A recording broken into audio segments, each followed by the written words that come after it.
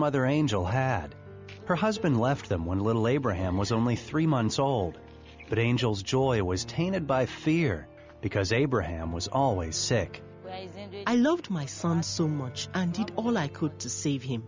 He suffered from asthma since he was a baby. I worked very hard farming and doing domestic jobs just to pay his medical bills. One day he was very pale and barely breathing. By the time they came to the hospital, Abraham had asthma, tuberculosis, and anemia. That day his temperature was low, his breathing was labored, and his body was cold. I knew he would not survive, so I told him to go home. But Abraham never made it. He died on the way home from the hospital. When I discovered he was dead, I wanted to die myself. In their village, it's considered taboo to bury someone on a Friday, so Abraham's body was kept until the next day. As the mourners grieved, someone said they should call an evangelist who is supported by CBN. When the pastor arrived, he encouraged them and said they should believe in God.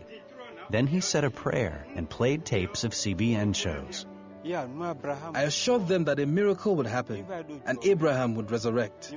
But the villagers started hurling insults at me, saying, "How can a person who died over 24 hours ago rise again?" But I was encouraged that with God, all things were possible.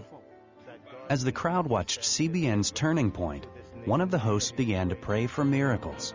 At that moment, an amazing thing happened.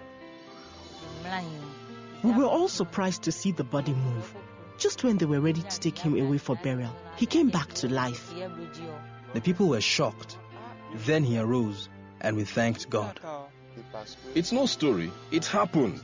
The boy was dead, but after 24 hours, he rose up again. Immediately, a great celebration broke out in the village. Because of that miracle, dozens of people gave their lives to Christ, including the doctor who had treated Abraham. I was an idol worshiper and never knew the power of God. But when I got to the village and heard about Abraham's miracle, I accepted Christ. Many of my doctor friends gave their lives to Christ too. When Abraham went back to the hospital, the doctor gave him a clean bill of health. He doesn't even have asthma anymore. Though he can hardly remember what it was like to be sick all the time, Abraham has vivid memories of the time he spent in heaven. I was at a place, everyone there was glowing. We played a soccer game and I scored, so they said I should go back home. Thank God for CBN Africa. This miracle has truly changed our lives and the lives of others.